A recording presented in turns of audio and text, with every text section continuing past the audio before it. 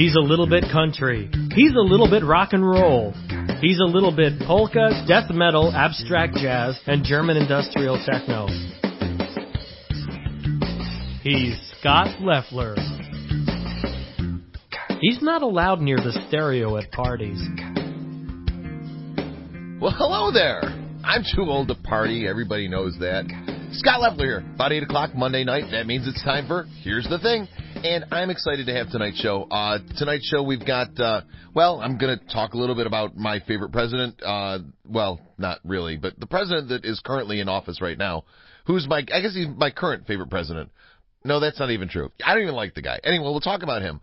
Coming up in a little bit, Mike Sargent, the host of The Big Picture, will be here in studio, and we're going to talk about photography, politics, life, liberty, the pursuit of, I don't even know what we're going to talk about, but Mike Sargent's going to be here. Excited to bring him on. And then, oh my gosh. So I have a story. All right, so, there's a bird war, and we're going to talk about the bird war. You will never, ever believe who the birds are fighting with now. It's disgusting. I can't even. Holy cow! You're going to want to listen all the way to the end, because tonight's bird war story is just off the wall. It's a bird war story of biblical proportions. All right, that's all I'm going to say. We'll get to that later. But first, I want to talk about President Trump. So now Mike Sargent's coming in a little bit, and I'm kind of glad he's not going to be able to hear the beginning of the show, because we'd probably get into like a serious fight over this. But he's a Trump fan. I don't know. Look, I don't get it. Mike's a nice guy. Everybody makes mistakes. But I am not, as you probably have figured out by now, if you've ever listened to this show before, met me, read a book, known that I am not a Donald Trump fan. And here's the why. Here's the thing. Dude, it's been a long day. I got about 2 hours of sleep last night.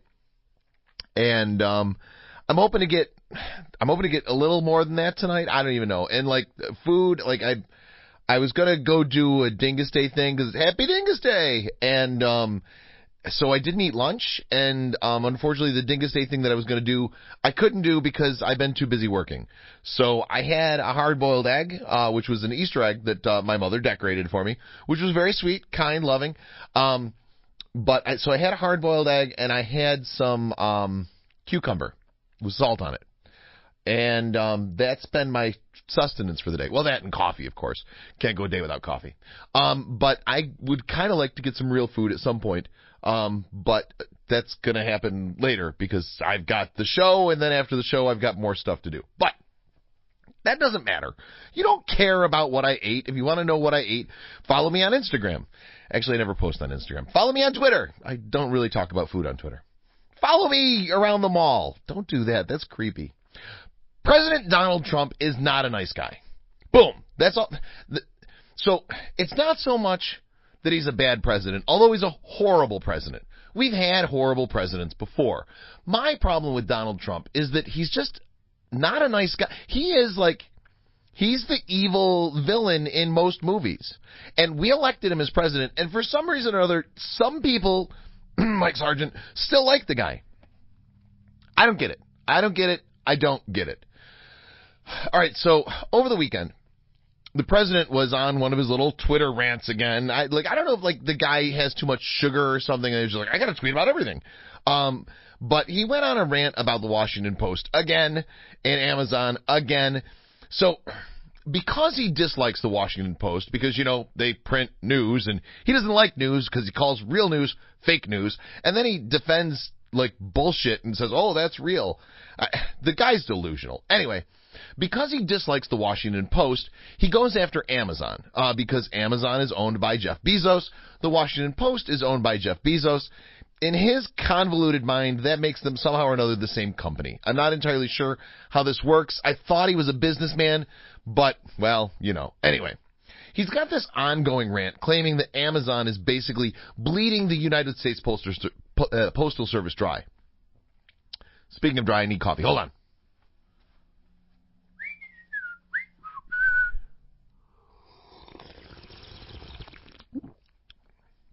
It's been a while since I've coffeed into the microphone.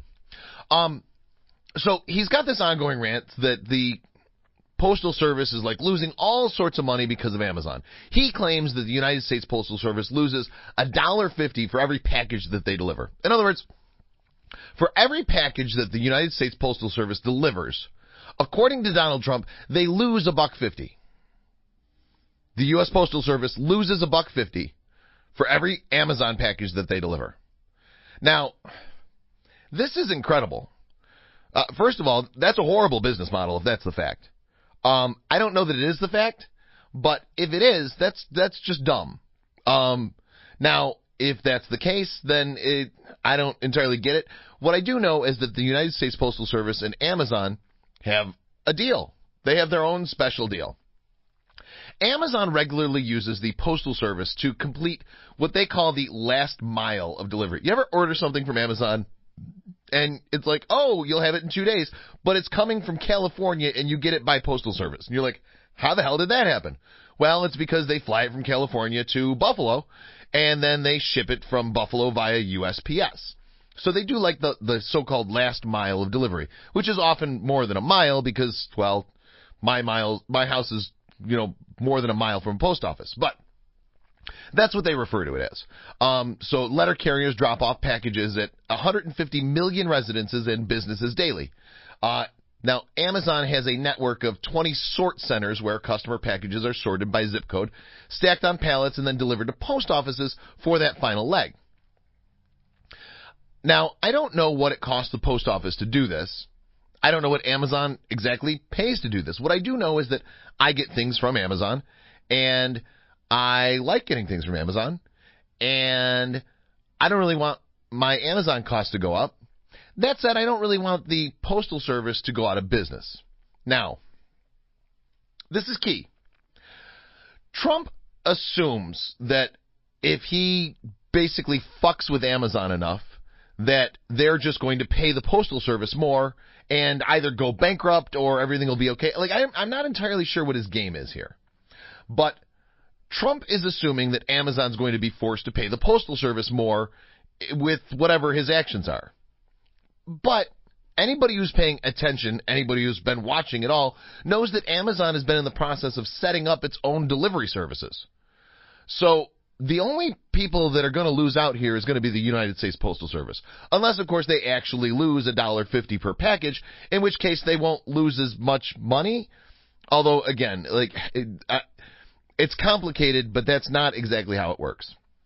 But Trump is going, Amazon's going to go bankrupt once we charge them to actually ship shit.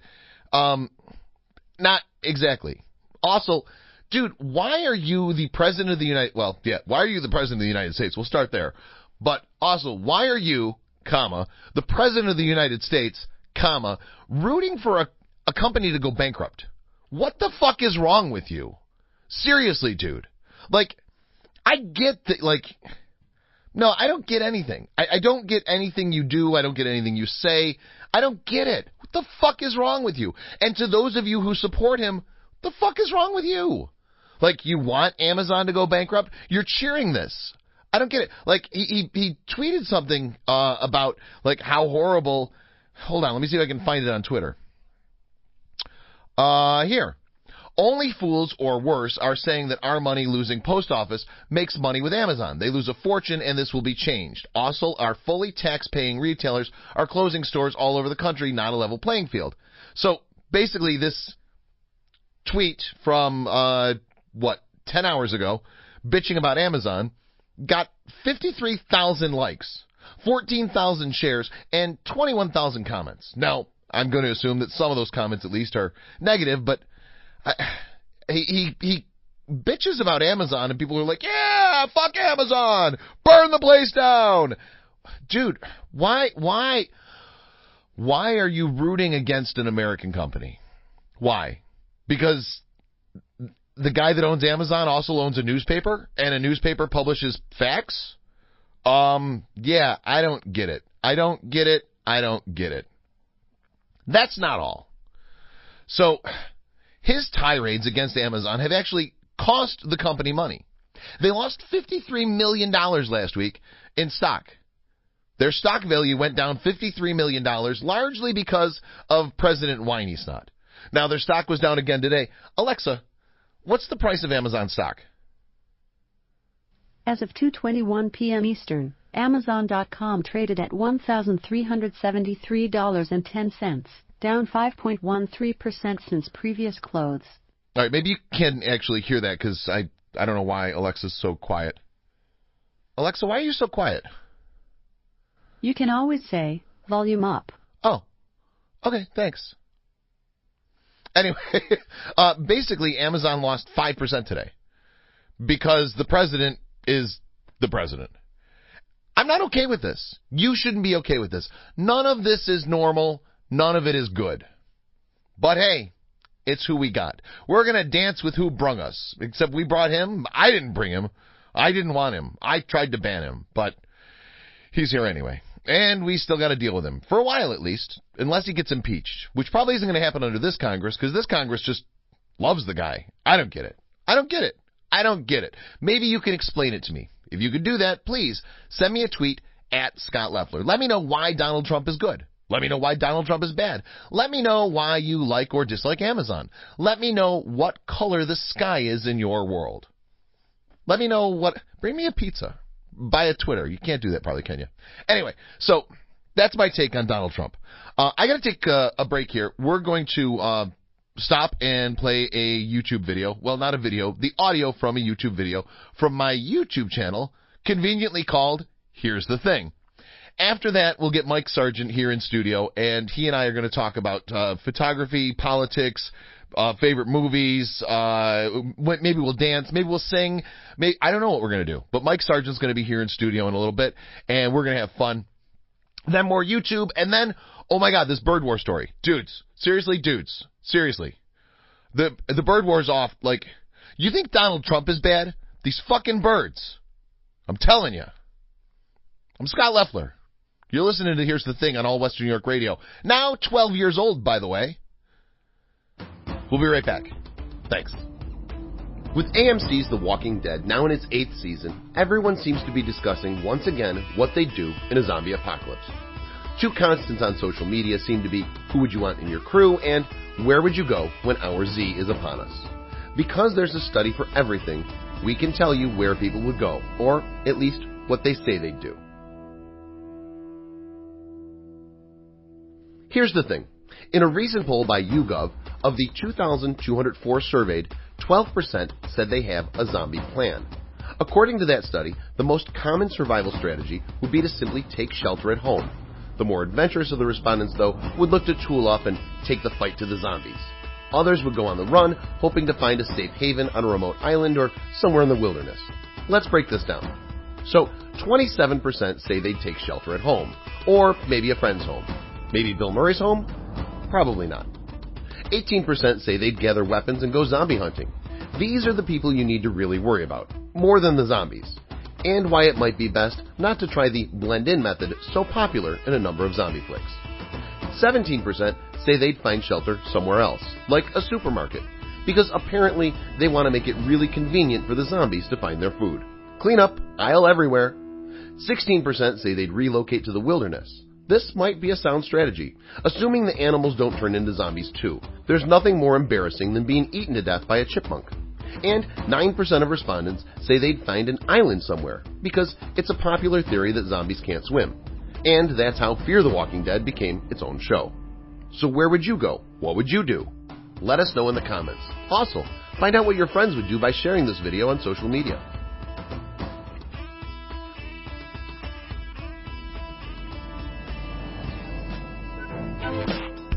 Ladies and gentlemen, today the role of Scott Leffler will be played by Harry Potter.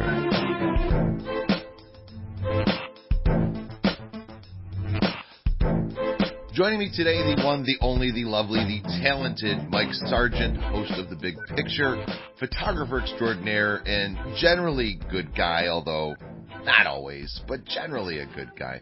Mike, thanks for coming into the studio. How are you? Good, Scott. Thanks for having me on.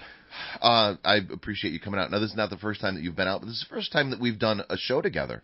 And it could prove to be interesting. It could be a disaster. I don't know. We come at things from a very different angle. Yes. And I respect your point of view. I disagree with most things that you say, except every once in a while you say nice things about me, and I agree with those, obviously. But so thanks for coming into the All West New York Radio Studios here in beautiful Niagara Falls. I know it wasn't too big of a trip for you, but nonetheless, I appreciate you making the trek. You're welcome. I'm glad to be here. So today I want to talk a little bit about photography. I want to talk about life. I want to talk about you. I want to talk about your goals, your plans, and we have 30 minutes to do all of that. So Okay. Let's not waste too much time with bullshit. Let's start with the photos. Okay. You know what? Let's go back a few years, Mike. Yep. So it's 2014, maybe 2015. I don't recall which. You reached out to me and you said, "Hey, you're doing this thing and it's really cool, and I'd like to help you out." And I said, "Yeah, dude, I'd love to have your assistance. I've been checking out your photos online. You do some great stuff. I think it's really cool." And then obviously that didn't pan out. Right. As much as I wanted to work with you at the time, I had a business partner who just wasn't in tune with the idea. Then of course we started All West New York News 2 years ago. Actually, it'd be 2 years ago. Well, no, it was 2 years. What the heck is today? Today is. It's been roughly about 2 years. Yeah, but it's been. It was 2 years ago yesterday. Okay. I lose track of time. Same here. So yesterday, April 1st, April Fool's, Easter Sunday, Yep. was 2 years to the day. Okay. When I started All West New York News, and 12 years to the day when I started All West New York Radio. So once I started that, then we got to see some of these Mike Sargent photos, and some of them have been incredible. You have, in my opinion, a real knack with the camera, and I think that other people think so as well, which is, why you're able to do what you do. Right. I know a lot of people that call themselves photographers who aren't. Now, I have known in my days some incredible photographers. Right. And see, now, art is in the eye of the beholder. And in my opinion, photography is kind of in the eye of the beholder, too. I know people that can take incredible photos with a cell phone. Right. And I know people, myself included, for example, who you could give them a $3,000 camera and I would still take shit photos. Right. And so I know a lot of photographers feel that, cell phone photography is a mockery of the art. I don't necessarily agree with that. I think that I've seen some photos taken on a cell phone that are incredible because of the composition, because of the way it was framed, because the person taking the photo understands that, okay, I need to take it from this particular angle to get the lighting to fall here. And I think most people just point their phone at a thing and they're like, "Hey, snap," and then they go, "I'm a photographer." Yeah. And they're not a photographer. But I don't necessarily think that you need a DSLR. I don't think that you need a Nikon. I don't think that you need a Canon to be a photographer. Is this heresy to you? I can agree with that. All right. Well, first off, I'll tell you this. You mentioned the past relationship and how things didn't work out. I appreciate the honesty with all that. I mean, you told me right up front what was going on. I respected the hell out of that. To answer that question, cell phone photography is a real thing. I don't discount it. I take pictures with my phone at times. The big problem with cell phone photography is, and it's not really a problem, you just have to know the limitations of it. Right. You're not going to get the lighting, that you would with a DSLR, or have the control over a cell phone camera that you do over a DSLR. Right. So, can you take great photos with cell phones? I've seen a million of them. I know there's people that have won major awards with cell phone pictures, mainly iPhones and Samsungs. But if you really want the ultimate control over your camera, which this is where things get segregated, there's iPhone photographers and there's actual photographers that use a camera. Right. So what I like to look at is where I started, it was all film photography. And everything I knew about photography was film. Then there was the transition over to digital. There was a learning curve there. Once I understood how the digital camera worked and how to manipulate the settings, everything that I knew about film now applied to digital. And that's where we got rolling. Right. And that's where, some of the tricks that I knew back in film photography really help with the digital photography now. My first job in the news business, I worked for a very small daily paper in Shelby, Ohio. Okay. Middle of nowhere, Ohio. Great job, great company, great people. And we didn't have a photographer. We had a sports editor. We had a managing editor. Right. We had 2 reporters. We all had a camera. Right. And we would go out and take pictures, and then we would come back to the newsroom, and we would develop them ourselves in our darkroom. Yeah. That was the coolest thing to me. I had never done that before. It is cool. Now, around the same time, this is 1998, maybe? Okay. Right around that time, people started taking pictures with their phones. Right. And we had a rule at the newspaper that your photo has to be, taken with a camera that has this resolution, and at the time it was a megapixel. Right. If you had a camera that took a megapixel or greater photo, we would use it in the paper. All right. I can't even imagine that now. Now my phone that I have, and I have an old phone. Where the hell did I put my phone? I don't know. I feel like it should be right in front of me. That's bothersome. Anyway, so my phone that I have right now, it's a 2-year-old phone, right. And it has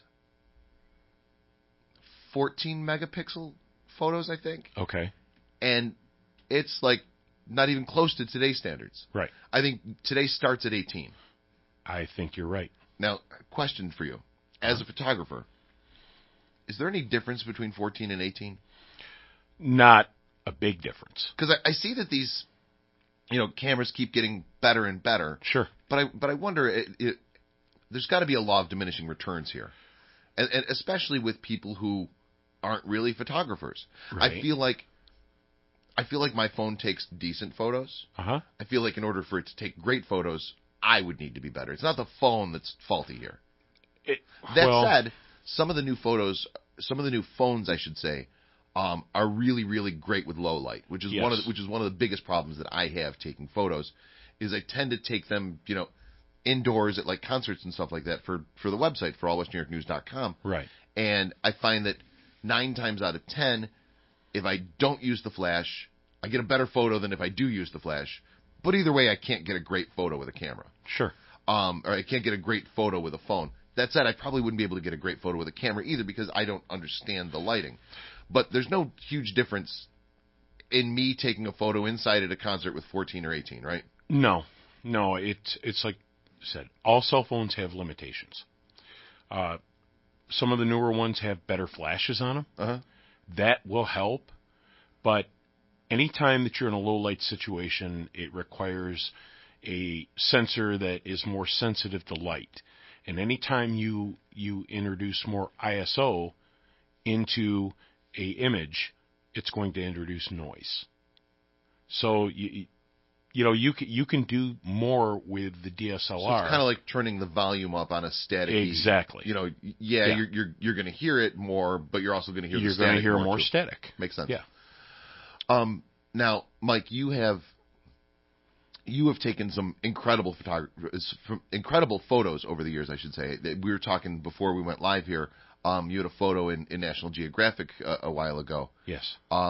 Now, I imagine that you're very proud of that accomplishment. That said, what's the best photo you've ever taken? What's the photo that you've taken that you're like, this is the one? And did other people recognize it? Because I find that a lot of times I'm like, wow, this is awesome. I can't believe I wrote this great story. I did these things. I have these sources. I talked to the congressman. I got this photo. And I put it online and people are like, eh. And then I do a story and it's like, a dog crossed the road. And everyone's like, yeah, oh my God, go dog. And it's like, seriously, that took me 30 seconds. What's wrong with you people? Right.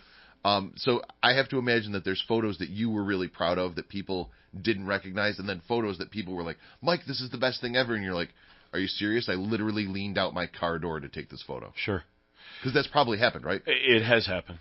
Probably my favorite photo in the last, say, 3 years was, well, the story behind it is I snuck onto Goat Island.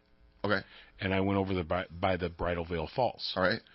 And it was The FBI listens to the show regularly. That's fine. All right, cool. You know what? Come get me, guys. All right, let you know. Well, what had happened was I went out the night before to do the supermoon. Right. And I remember some of these incredible. And Yeah. you did the had several photos in one. I can't. Yes. The layers. Yeah, I did a layered type shot. It was really cool. Which it was different, but because of what I was working with, I didn't have the resolution I wanted. I mean, it was just kind of an art print more than anything else, Sure. more composite than it was actual real.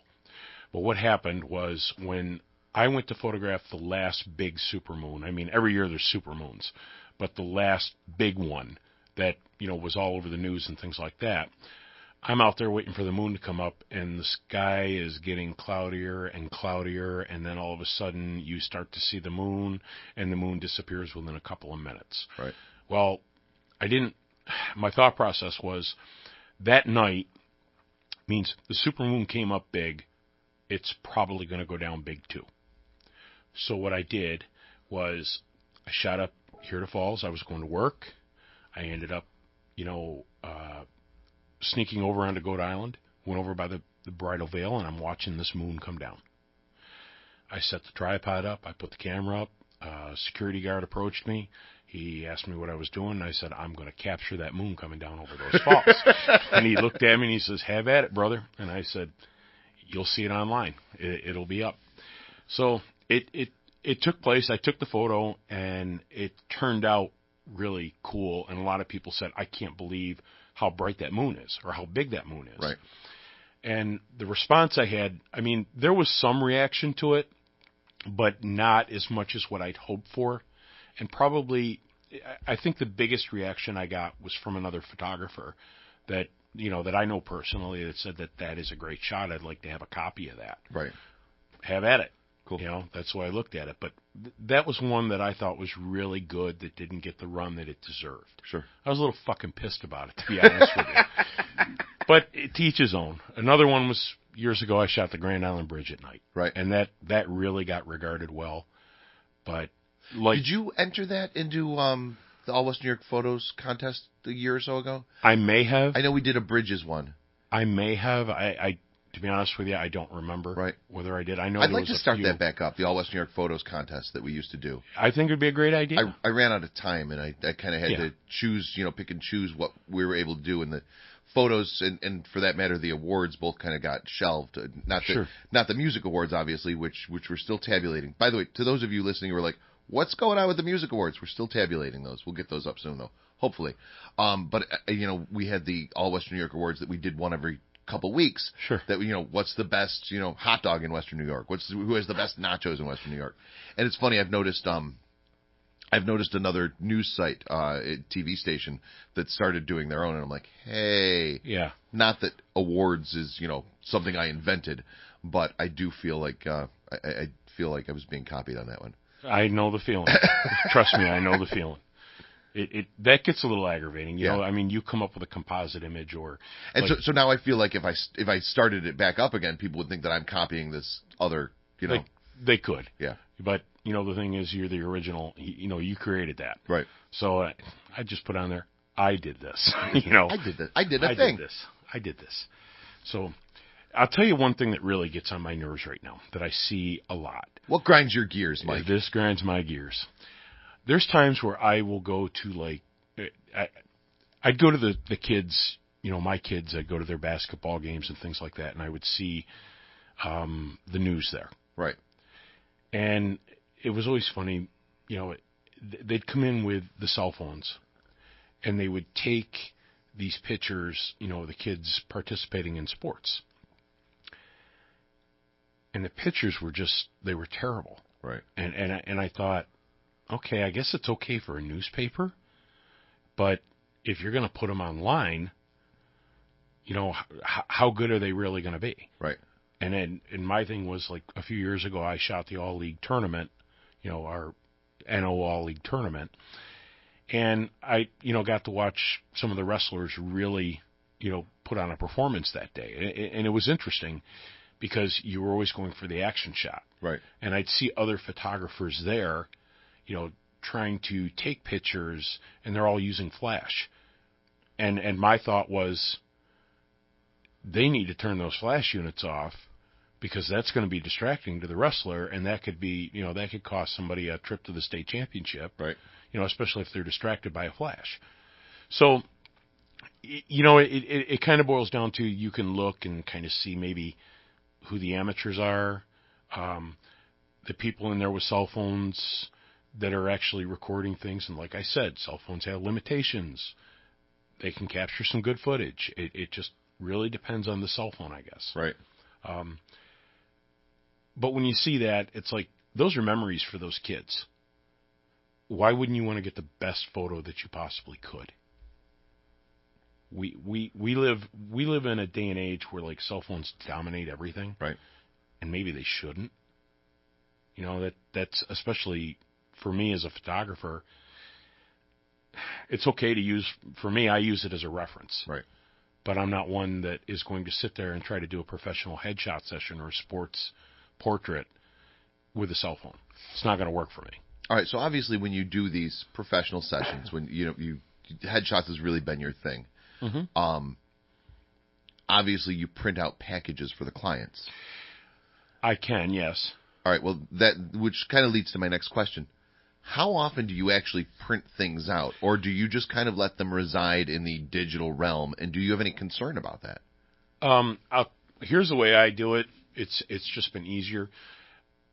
If you get into the better printers, they're very expensive, and the inks for them are very expensive as well. And I found that the best way to do this is, I have our website, and I always create client folders. Right. So I'll upload their photos to that directory. Right. And they receive a link to it. And a lot of times it's, you require somebody to sign in, but they're able to buy prints right through the website, and I only associate with the higher quality labs. Sure. So they can go in there and they can see the photos that they want, and they're able to order the prints in the size that they want, on the material that they want, and it just works. Sure. We have a big plotter that we can do canvas prints on, and we can make them as big as a wall. But, you look at the costs of all this, and it gets to a point where it's like, it's better off just to outsource that. Right. At this point. It's more effective, for the old wallet to save a few bucks, on a large format print or a metal print or even wood now. People are printing on wood. I think that, I see these things online, print on glass, print on aluminum, print Yes. on wood, print on canvas, and I think those are all honestly really cool. Yeah. But I always feel as though they're like way overpriced. They are. they really are. And well, you remember I told you about me doing a project for the rehab center in Newfane? Right. All right. They were bound and determined to do everything on acrylic. And they look beautiful. Right. I mean, when you walk into the facility and you see those photos on the wall there, they look phenomenal. But I recall them paying like $225 a print. Right. I mean, and they're good size. I believe they were 16 by 20s. And that cost is like, are you kidding me? $225 for that size and that print on acrylic? No, to me, it seemed a little outrageous, but that's what they wanted. That's what they were willing to pay. It was funny because they had so much trouble ordering the prints, I had to order them for them. Huh. And I believe there's like 30 photos that are put up on the walls in that facility. Wow. So, I mean, you At look at $225 a pop? Exactly. They put some serious coinage into that investment. Cool. So, yeah, it was kind of nice. I was able to give them good enough photos where they thought, okay, I mean, out of all the pictures that we shot, they picked out the ones that they wanted, and those were the ones that they chose and actually did. Now, do you get a discount when you need to go there? I can get... Because that's got to be like a couple months from now, right? You are old as fuck, is what I'm saying. Yeah, you're right. I don't think they're going to give me anything. Now, Mike, you do The Big Picture, which is a show that we air here on All West New York Radio every Tuesday. And you often will talk a little bit about photography Yes. and then kind of veer off into, whatever else is on your mind. I Right. think it's a really cool format. To the best of my knowledge, nobody else is doing it.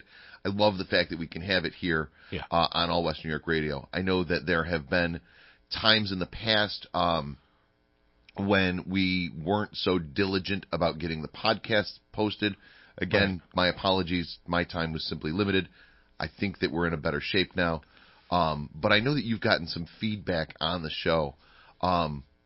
What has been the feedback? Do you have any fans? Do you have any stalkers? Because it seems as though almost everybody at All West New York Radio has at least one stalker. I haven't earned a stalker yet. No? Not. Keep talking. No. It'll happen. I'm sure it will. The feedback I get on it is pretty good. I mean, sometimes I'll get that email. Sometimes I will get, actually a phone call. I have some people in Rochester that listen. Right. And, they did ask, hey, no show this week? What's going on? And I would always, point them to the link. And I would always tell them, it's Scott's fault. Well, Dude, it was my fault. Throw me under the bus. Scott, it was your fucking fault. Yeah, I know. It was your fucking fault. But, I don't think a lot of people realize, we're all busy. Yeah. I mean, each and every one of us involved, in this, all Western New York news and radio. We all have outside lives. Everybody has a real job. We'll start there. True. Most of us have a second job in addition to the real job. Correct. And then, we have family and lives, and we're trying to get laid. And I mean, there's only so many hours in a day. You're right. We all are trying to get laid. But I will say this. Based on the fact that everybody involved in All Western New York News and Radio do have lives, and we are so busy, if you look at what we're actually doing, it's pretty fucking incredible when you see what we're able to do. Right. With just the time we had. Now, just imagine if we all had more time. Sure. I think it's a direction, and my long-term goal, with what I want to do with photography. Right. And I'm thinking that down the road things are definitely going to get where we need them. I think one of the things in life that's cool is, I got out of college. Most of the people I knew, most of my friends, they had a job, and maybe it was even a job in their field. But now that I'm 40-something, I feel like the vast majority of people that I know are doing what they want to do with their life. They're getting paid to do what they would do for free. Mm-hmm. If they, if they had another job, they would be doing their current job for free. Right. Which is kind of, what All Western New York Radio and All Western New York News is. It's a thing that most of us are doing basically for free. And I think it's really cool, though, that as you get older in life, you find that people end up where they're supposed to be. True. And, I know that you have a so-called real job, and I always laugh because, I do voiceovers for a living. And people will ask me a lot, yeah, but do you have a real job? And I just kind of look at them like, it's a real job. Yeah, it is. I work 12 hours a day, right. 12 days a week, and I make decent money doing it. Sure. But I don't punch a clock. I don't report to somebody else. Right. So in their mind, that's not a real job. Oh. I know a lot of people that don't have so-called real jobs, mm-hmm. but they're making decent money doing something that they love. And, I know that you get the opportunity to do that with photography. Right. And your goal is to do more of it. Yes. So that you don't need a so-called real job. I've often thought about that. I'd like to, I guess the way I would answer the question when people ask you what your real job is, I am self-employed. Mm-hmm. And what I look at with my photography, it's been, this is something that I've stated many times in the past. Everybody who owns a camera now is a photographer, and everybody tries to go into business for themselves as a photographer. And the problem is, let's put it this way. I can have a really shitty personality. You do. Okay? I do. But the thing is with photography, if you step in front of my lens, you're going to find out what the difference between a photographer and one of these camera owners are. Right. And my problem right now is there are other photographers in the area that are very talented, they're very good, and they're considered photographers. Right. Their personality may be a little better than mine. All right. But that... Your personality is just fine. Well, no, I know I'm an asshole, and I can admit no, it. You're an asshole when it calls to be an asshole, but I mean, Right. I'm dealing with you personally. You've never been an asshole to me. No. So I have to imagine that translates the same to when you're taking your portraiture. You know, I'm sure you're not an asshole to your clients either. No. That said, and I'm sorry, I'm off on a tangent here. Yeah. Are there times when you just wish you took pictures of trees and decrepit buildings? No. No? No, not you at like all. people? 'Cause I hate people. I could say it depends on the situation. When I'm photographing a person, it's uncomfortable for the photographer and the person being photographed. I mean, you get that age-old, the old adage, well, I hope I don't break your camera. I take lousy pictures, that's what I get all the time. Right. And it's like, this isn't your fault. Right. This is your photographer's fault. Anybody who's taken your picture professionally before. Right. They did not impact your comfort zone and get you to, like, for example, if you look at the picture of John Stamos over on the wall there, okay? How many? We have a poster of John Stamos in the office for those of you who don't know, and we had a birthday party for John Stamos at Stamps. Now, despite the fact that John liked the tweet about his birthday party on Twitter, he failed to show up at the birthday party. So we had a poster printed to appear in his absence, and then the bands all signed it, and we have it hanging here on the wall in the All West New York radio studio. Sorry, Thanks. go on. I just want to make sure. No. Thanks, John. Right. Well, I mean, the question comes into play. How many bad pictures of John Stamos have you ever seen in your life? Well, he's John Stamos. Exactly. And the reason he's John Stamos is because years ago he visited a professional headshot photographer. Right. And was taught how to portray that look. Right. And that's what he walks around. It's memorization. He was impacted, his comfort zone was impacted by a professional headshot photographer. When he's in the public eye, he portrays a certain look, and he always takes great photos.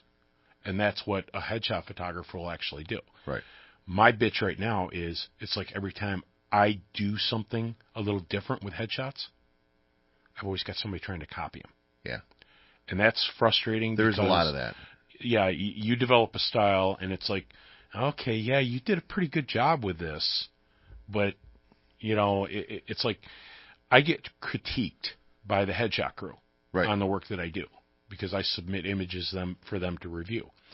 And they're pretty honest. I mean, they are the biggest organization in the world for headshots. It's run by Peter Hurley. And when you have some of his more regarded photographers looking at your work and telling you that's a good shot, you're on your way. So it's like I started doing, adding headshots to what I do because first off, I like to work with people. Most of the photos I take are generally really good.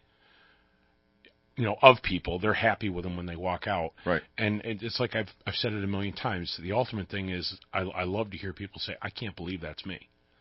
Yeah. This is how you're supposed to look. Right. It's a huge difference. So, Mike, we started the show, and I said we have half an hour. Yes. We're down to literally 60 seconds. So I know that there were some things that I wanted to talk about that we just didn't get to. I wanted to talk about politics. Mike and I disagree vehemently. We're going to have to bring you back another time so that we can absolutely argue about, whatever's going on at the time. Because I'm sure between now and then, we'll probably be at war. We may have, deported all the gingers. So I'll have to hide. So we'll have to bring you back in to talk about some other stuff. But was there anything that you really wanted to get out there today that, that for some reason or other you don't want to share on your show tomorrow? You need people to know right now.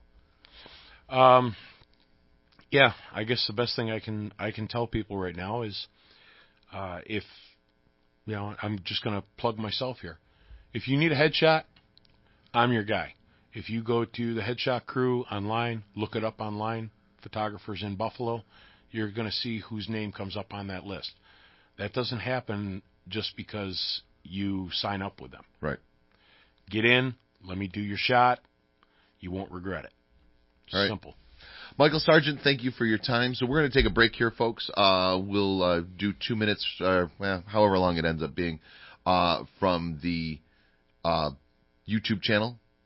I created a YouTube channel a while ago, and so we'll air the YouTube video, and then when we come back from that, you will never believe what happened in the bird war. Now, you know that there's a war, and I got a story for you coming up in a few minutes that you are absolutely not going to believe is possible. I'm disgusted with what the birds are doing, and you will be too. So thank you so much for tuning in. When we come back from, it's not really a commercial break, when we come back from the break so that I can get myself a cup of coffee and start over again, Bird War coming right up. And Here's the Thing on All Western New York Radio. Thanks, Mike. You're welcome, Scott. Thank you. A disclaimer. In case you couldn't tell by the title, this video may not be suitable for children. Or fish. But mostly children. Okay, you've been warned.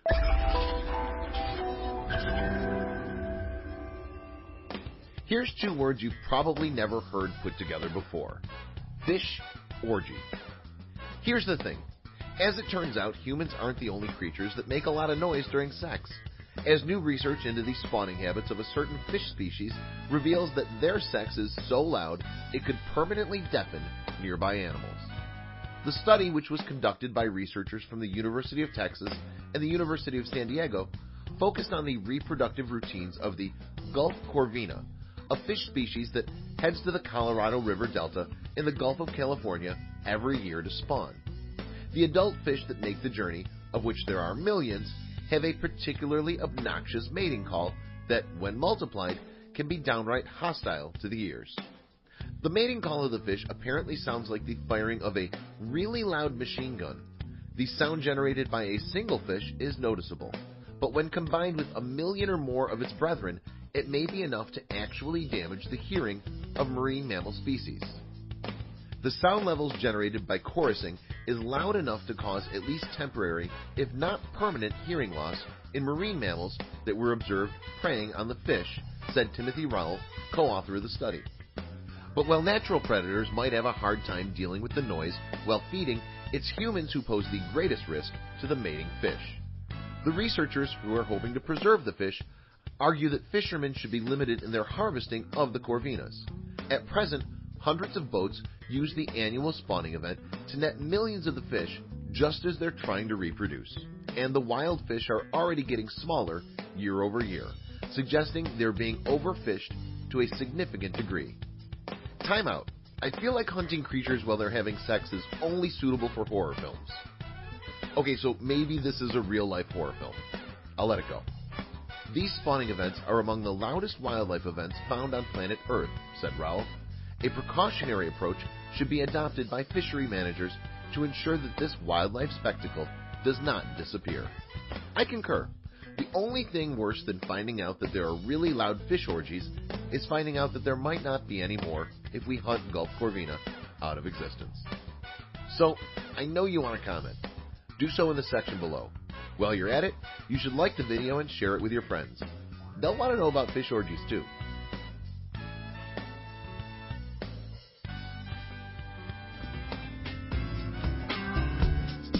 Ladies and gentlemen, today, the role of Scott Leffler will be played by Genghis Khan. That crazy Genghis Khan. Always trying to be me. You know what, actually, the role of Scott Leffler should be played by Genghis Khan because, then I'd have, a samurai sword and I'd be badass and I could, fight the birds because there's a war, and it's not, it's not just a war. It's a holy war. I don't want to say the F word and then holy, I feel a bit constricted right now. All right, so listen to this. I told you you'd be disgusted with this. I'm disgusted with this. So, you know that the birds hate us for our freedom and our Nikes and our fashionable eyeglasses. But mainly they just hate us because they ain't us, right? So,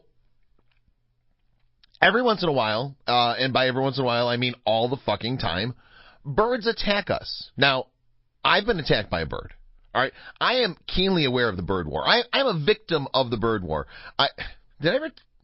Well, I'm sure some of you know my bird war story, but long story short, I lived in Ohio. I got attacked by birds, and it was nasty. It was ugly. It was a mess. All right, I lived through it. All right, It's okay. I lived through it. And then I moved from Ohio to New York. I'm like, you know what? Fuck this. I'm not hanging around where there's birds attacking people. Because I thought that, like, I didn't know the scope, right? I thought it was localized. I thought it was just in Shelby, Ohio, which is where I was at the time. Well, I was in between Shelby and Ashland. I was driving home. You know what? It doesn't matter. I was attacked by birds, all right? And ever since then, I've been wary. I've been not fearful of birds, but I definitely keep an eye out, right? And so, the bird war. Long time ago, in a galaxy far, far away, at WLVL Radio in Lockport, New York, I used to have a show there. I called it Dialogue. I also had a show on WECK in Cheektowaga. The name of that show was Reason. Now, on both of these shows, I would occasionally discuss bird war stories, and really, I was at the forefront of bringing the bird war to the collective mind, because a lot of people didn't know about the bird war, but I started piecing shit together, right? This is my best Alex Jones, I think. But for real, all right? So I started talking about people getting attacked by birds, because every day somebody was getting attacked by birds. Now, at the time, my producer, his name was Frank, he had been attacked by a turkey. People called into the show all the time. They were attacked by birds, too. People were getting attacked by birds, all right? So I'm like, the world needs to know. The world still doesn't know, though. I try. I get it out there. I say my piece. But the world still doesn't know. Well, now the birds have stepped in it. Now the birds have really fought with the wrong person. Because the birds aren't fighting with man anymore. The birds have picked a fight with God. For serious. Yesterday was Easter, right? So, apparently, at the Vatican, where the Pope does the whole Easter thing, and whatever the Pope does at the Vatican on Easter, there's always like a big ceremony, right? And like the Vatican Square fills with like all the people. Well, this year, at the Vatican, they had to protect the Vatican, not kidding here, with lasers. Lasers? Do you know why? Because last year, the birds attacked. That's right. The birds attacked the Easter service at the Vatican. And this year, the Vatican's like, you know what? We're packing heat. Literally heat with lasers. And so this year, they installed lasers at the Vatican to protect them from birds during the Easter service. Because last year, Mediterranean seagulls tried to ruin florists' efforts to decorate the Vatican's main square by attacking flower arrangements. Flowers! The Pope's flowers, God's flowers. This time, florists came prepared. The Holy City used lasers to protect their festive flowers on Easter Sunday. This according to The Tablet, which is a Catholic media outlet. According to florists who decorated the square, last year's experience when flower installations were attacked by seagulls looking for food, they had to find a solution. Now, Paul Deckers, he's a floral arranger for the Vatican, apparently. How do you get that job, by the way? This is a quote from him. This is a quote from Paul Decker, Vatican floral arranger. He said, "It was very scary. I saw the seagulls had attacked the rows of daffodils. Other flower arrangements had been attacked too." So now, look, now it's not just seagulls attacking old people and small children in, London or whatever. Now they're attacking the Pope. And they're attacking the Pope's flowers. Among the numerous options that the Vatican had to protect the service from birds, they opted to go with two of them. One of them being lasers, and the other being kites that imitated birds of prey. Now, both of these options are frequently at use in airports because, birds attack planes all the time. They call them bird strikes. But the Vatican's like, you know what? We're hip to the game. We know how this works. We're going to protect the people, God's people, from the birds. So, they brought in lasers. Now, I just want to do this, right? They brought in the lasers, and the birds came, and the lasers went pew, pew, pew, pew, pew, pew. Now, I don't know if the birds actually, fell out of the sky and died or anything. I feel like the Pope is too good for that, actually. The Pope would probably forgive the birds and, try to absolve them and, make them into better birds or something. But Birds are pure evil. They're hand raised by Satan. Of course they're going, like, why didn't we see this before? Of course they're going to attack the Pope. Absolutely disgusting. I can't even right now. Birds. Anyway, let me know what you think of the bird war. Shoot me a Twitter message at Scott Leffler. Add the hashtag bird war so that I really know you're listening. And tell me what you think of birds attacking the Pope. Because I think that's about the worst thing you could possibly do. All right? You don't attack the Pope. You just don't. All right? You don't attack Mr. Rogers, and you don't attack the Pope. I think I said this last week. I actually think last week, did I say the Pope? I know I defended Mr. Rogers last week. Because how? No, the birds never attacked Mr. Rogers. The man's just too good. Well, he was, and now he's not with us anymore. But birds. You done stepped in it now, birds. All right, sorry. That's it. I'm done with my bird war story. Hey, so before I went and talked to Mike, I mentioned very briefly that All Western New York Radio is 12 years old now. That's right. Yesterday, April 1st, which happened to be Easter Sunday this year, but it's always April Fool's Day. And April Fool's Day, April 1st, 2006, we started All Western New York Radio. It started with a concert in Lockport, and it has grown since. And, it's passed hands a couple times, came back to me. Glad to have you back, All Western New York Radio. 2 years ago yesterday, we started All Western New York News. We got all sorts of other things going on. We got All Western New York Deals. We got All Western New York Awards. It's been a lot of fun. And it's just going to get better. Now, I don't know if you've seen the new website, but if you haven't been to allwesternnewyorknews.com or allwesternnewyorkradio.com or allwesternnewyorkawards.com or allwesternnewyorkdeals.com, allwesternnewyorksports.com, allwesternnewyorkevents.com, if you haven't been to any of those websites recently, visit. New design, new template, all sorts of stories, just crazy news all over well, not crazy, like it's just like regular news, but a crazy amount of news. Much news. Thanks largely to All Western New York Corey. Yeah, really. Corey McKnight, great job. Bang up job keeping the website updated. Thanks, Corey. I couldn't do it. I was just too busy. Speaking of being too busy, I got so much to do. Fortunately or unfortunately, because I hate saying goodbye. Parting is such sweet sorrow. I don't want to go away for the next 167 hours, but I'm going to have to, because I got about 2 minutes before I have to wrap this show up, and then if you want to talk to me, you can do so on Twitter at Scott Leffler, which would be really cool, by the way. Also, do me a favor and follow my YouTube page. That would be great. Watch the videos. That would be great, too. Do those things. And read all sorts of stories on All Western New York News and All Western New York Radio. We've got a whole bunch of concert announcements coming up in the not-too-distant future. Actually, in the next couple of days, I want to say half a dozen new All Western New York deals to put up. Thanks largely in part to Greg Burt, who is a father recently. That came as a surprise.